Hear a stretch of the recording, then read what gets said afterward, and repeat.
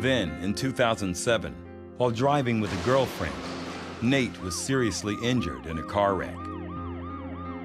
That was the beginning of the end, when that car flipped and he got staples in his head because he kept drinking. He checked himself out of the hospital. He had a performance in Vegas. He left to go do that, still with internal bleeding, still sick. Should have been in the hospital. And then from there, it just pretty much went downhill. A few months after that, Nate suffered a massive stroke. He just lost the use of his left side, which was a big deal because he was left-handed. So he had to rely on a little bit more people, a little more to do things for him. You know, he had to have his double shot of Hennessy and his weed, and I honestly believe that that eventually went to his mind, and all of a sudden, stroke.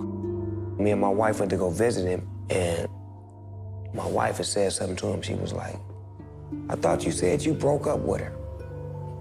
And he was like, "Nah, I can't break up with her yet. I still love her." And I didn't know what the hell they was talking about. Then I looked down, and there was a bottle of Hennessy right by his leg. And I'm like, okay.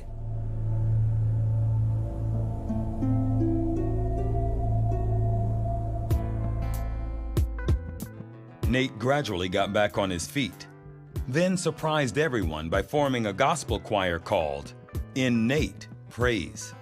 When he was like, "Yeah, man, I want to start a choir." And I was just like, "Really?" He's like, "Yeah, I want to start a choir." He was like, "Go on Craigslist and post auditions for this coming weekend." I said, "Okay." So the next morning I got up, I got on Craigslist, I posted auditions for a hip hop crooner starting a choir, and we started getting the phone calls.